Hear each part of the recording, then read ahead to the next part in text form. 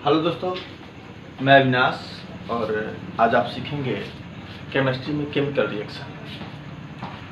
दोस्तों, आपको white board पर अभी दिख रहा होगा कि इधर हम कुछ विद्युत धनात्मक तत्व का बात कर रहे हैं और इधर कुछ विद्युत ऋणात्मक तत्व और यौगिक। दोस्तों, जब भी अभिक्रिया होता है तो विद्युत धनात्मक तत्व और विद्युत ऋणात्मक तत्व ध्यान में रखेंगे। हम लोग भारत में हैं, शादी कैसे लोगों में होता है? कभी लड़का लड़का में शादी हुआ है? नहीं ना। उसी तरह बिल्कुल जैसे लड़का और लड़की का शादी होता है एज अ सेम कंडीशन ना, कि विद्युत धनात्मक तत्व और विद्युत धनात्मक तत्व का कभी भी रासायनिक अभिक्रिया नहीं होता है। जब भी होता है तो विद्युत धनात्मक तत्व का विद्युत ऋणात्मक तत्व से अथवा विद्युत ऋणात्मक यौगिक का विद्युत धनात्मक यौगिक से, मतलब ऐसा हम लोग करते हैं। तो सबसे पहले दोस्तों ध्यान में रखेंगे कि ये जो आपको ऊपर से दिख रहा होगा, जैसे हम किसी की बात कर लेते हैं, जैसे अभी H+ की हम बात कर रहे थे, ये जो है दोस्तों धन आयन है। क्या है? धन आयन। और दूसरी तरफ आपको जो दिख रहा होगा, जैसे अब क्लोरीन है, क्लोरीन पर आपको एक इस तरह माइनस दिख रहा है, तो क्या है? ऋण आयन है। और हम लोग रासायनिक अभिक्रिया बस यूं ही करवा लेते हैं।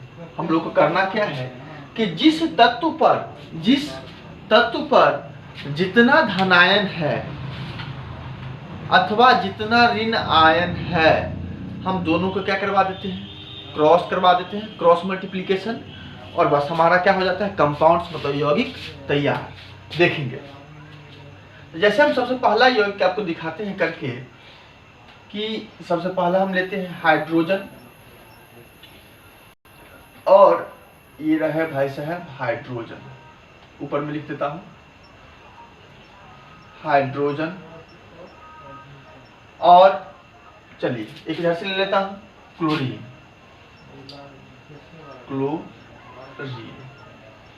तो इस पर क्या था? +1 था और इस पर -1 है। अर्थात हम यहाँ पर क्या लिख सकते हैं? इसका वैलेंसी 1, इसका वैलेंसी 1। ऐसे क्रॉस मल्टीप्लिकेशन करवा लेते हैं। अब सबसे पहले बात करते हैं तो क्या बनता है अपने पास? H1 और Cl1। यही बना दोस्तों। 1 बहुत मार्केबल नहीं होता है, मतलब HCl। अब सबसे पहले हम देखते हैं कि क्लोरीन क्या बनाता है? क्लोराइड। क्या बनाता है? क्लोराइड। देखेंगे कि जब भी आपको यहाँ क्लोरीन दिखेगा तो क्या बना रहा है? क्लोराइड। तो और हाइड्रोजन, तो क्या बन जाएगा आपके पास? Hydrogen chloride. क्या बनेगा? ध्यान देंगे, हाइड्रोजन क्लोराइड। इस तरह आप जैसे देखिए, अब जैसे हमने हाइड्रोजन को क्लोरीन से करवा के हाइड्रोजन क्लोराइड बनाया, उसी तरह आप हाइड्रोजन को क्लोरीन से क्लोराइड, हाइड्रोजन फ्लोरीन से हाइड्रोजन फ्लोराइड, हाइड्रोजन ब्रोमीन से हाइड्रोजन और ब्रोमीन को करवाएंगे तो हाइड्रोजन ब्रोमाइड, हाइड्रोजन और आयोडीन को करवाएंगे तो हाइड्रोजन आयोडाइड, हाइड्रोजन और कार्बन को करवाएंगे तो हाइड्रोजन कार्बाइड। लेकिन यहाँ पर ध्यान में रखेंगे दोस्तों, जैसे अब हाइड्रोजन क्या कितना होगा?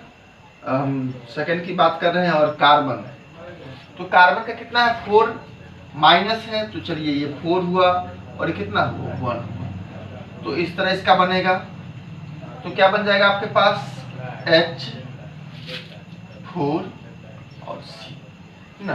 लेकिन जो क्या होता है, जिसका ज्यादा अमाउंट होता है ना, उसको हम लोग क्या रखते हैं? बाद में रखते हैं, और यह इसको हम इस तरह लिखते हैं। तो कहने का अर्थ है आप इसको हाइड्रोजन कार्बाइड कह सकते हैं, अथवा जब आप पढ़े होंगे तो इसे मेथिन कहा जाता है। कोई दिक्कत? अब हम बात करते हैं इसी तरह, चलिए फिर हाइड्रोजन हाइड्रोक्साइड। अब देखिए हम जैसे बात करते हैं, फिर यहाँ पे आप एक मामला फंसेगा। थर्ड जैसे हम बात करते हैं हाइड्रोजन हाइड्रोक्साइड, कि जब हाइड्रोजन का वैलेंसी कितना? 1 और इसका भी वैलेंसी 1 ना। तो फिर से हम बात कर रहे हैं कि देखिएंगे जब यह अभिक्रिया होगी, तो HOH, H और H कितना H है? 2H है। इस तरह हम लिखेंगे H2O। और दोस्तों यह जल होता है। तो जल होता है और इसे हम क्या कर सकते हैं, हाइड्रोजन हाइड्रो ऑक्साइड ही कह सकते हैं। कोई दिक्कत है यहाँ तक में, इसको मिटाएं। चलिए फिर हम आगे जैसे बात करेंगे इसी तरह हाइड्रोजन एसीटेट हो जाएगा, हाइड्रोजन कार्बोनेट, ऑक्साइड ना, सल्फेट, सल्फाइड, मतलब सबका। तो कहने का अर्थ आपके लिए ये है कि 3 3 6 3 9 3 12 और 3 15, मतलब आप एक तत्व को 15 तत्वों के साथ क्या करवाना है, रिएक्शन करवाना है। आपको सबसे लंबा दिख रहा होगा फेरोसाइनाइड ना, अभी इसको हम करवा के दिखाते हैं आपको कि देखेंगे यहाँ पर कि जब हाइड्रोजन को हम लोग किससे, फेरोसाइनाइड से करवाएंगे। हाइड्रोजन को किससे, फेरोसाइनाइड। तो हाइड्रोजन का वैलेंसी कितना होता है, 1 ना, एक धनायन है, और फेरोसाइनाइड का वैलेंसी कितना है, -4 होता है। तो कितना हुआ इसका 4। फिर जब इसको हम ऐसे करवाएंगे क्रॉस मल्टीप्लीकेशन, तो क्या हो जाएगा, आप इसको इस तरह लिख सकते हैं H4 FeCN6 ना। आप देखेंगे या इस तरह जो है सो बंद था, यहाँ भी आप इस तरह बंद कर देंगे, बस हो गया। यह क्या हो जाएगा आपका हाइड्रोजन फेरोसाइनाइड, हाइड्रोजन फेरोसाइनाइड। तो जिस तरह हमने हाइड्रोजन से करवाया है उसी तरह आप लिथियम, सोडियम, पोटेशियम, अब देखेंगे ध्यान में देंगे यहाँ पर कि दोनों आपको कॉपर ही है, एक क्या है क्यूप्रस, दूसरा क्यूप्रिक। तो ध्यान में देंगे जब कॉपर पर एक धनायन होगा तो क्यूप्रस और 2 धनायन होगा तो क्यूप्रिक होता है।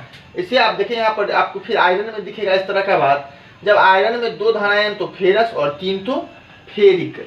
फिर बात करते हैं इसी तरह अब देखेंगे तो आपको जैसे हम एक से अभी करके दिखाए हैं उसी तरह आपको करना है ना सबके साथ। जैसे हम फिर एक आधा और आपको करके दिखा देते हैं। नॉर्मली बहुत ज़्यादा समय तो हम नहीं दे पाएंगे, लेकिन चलिए आपको क्या है खुद से होमवर्क करना है सबके साथ, और जहाँ प्रॉब्लम हो प्लीज कमेंट्स आप करते रहेंगे। आप कमेंट नहीं करेंगे तो हमें कैसे पता चलेगा कि आपने क्या सीखा क्या नहीं सीखा ना। तो हम ये आपको कह रहे थे कि देखिए जैसे कहेंगे सर यहाँ पर तो एक था तो आपने दिखा दिया, अब थोड़ा 2 और 3 वालों के साथ बता दीजिए। तो जैसे हम 2 वालों के साथ देखते हैं कि देखेंगे अगर ये आपका ना क्यूप्रिक है, क्या है क्यूप्रिक है तो कितना होता है 2 ना। और फिर चलिए उसके साथ हम चल जाते हैं रिनायन में किसी भी रिनायन को ले लीजिए, एक तगड़ा ले लेते हैं, क्या है CH3COO। इस पर दोस्तों -1 रिनायन है तो इसलिए हम 1 लेंगे।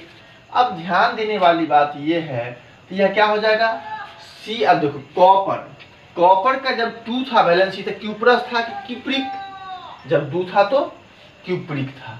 ये क्या हो जाएगा, अब देखिए क्यूप्रिक एसीटेट बनने वाला है। क्या बनने वाला है, क्या है क्यूप्रिक और ये एसीटेट।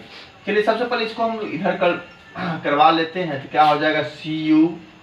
इसको हम लोग ब्रैकेट में घेर देंगे, काफी लंबा है इसलिए COO का होल ट्वाइस। तो अपना क्या बन गया क्यूप्रिक एसीटेट, एकदम बिंदास, कोई दिक्कत नहीं। चलिए यहाँ तक में तो कोई प्रॉब्लम नहीं होगा। अब फिर जैसे हम बात कर लेते हैं एक 3 वाला ले लेते हैं। 3 वाला भाई साहब किधर गए, शायद एल्यूमिनियम होंगे, ढूंढिए मिल जाएंगे।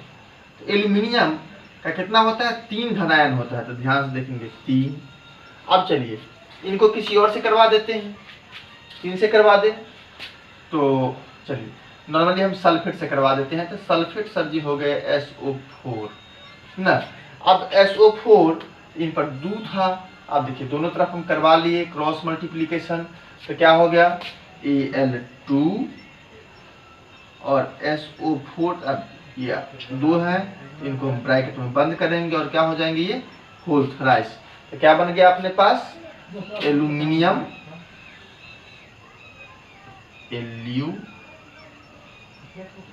Aluminium sulphate. दोस्तों ये वीडियो आपको कैसा लगा आप हमें कमेंट्स करके जरूर बताइए। वीडियो पसंद आए तो लाइक कीजिए और हमारे चैनल दिव्यम एजुकेशनल ऑर्गेनाइजेशन को सब्सक्राइब कीजिए और समय समय से इसी तरह की अच्छी वीडियो को पाने के लिए बेल आइकन को भी प्रेस कीजिए। धन्यवाद।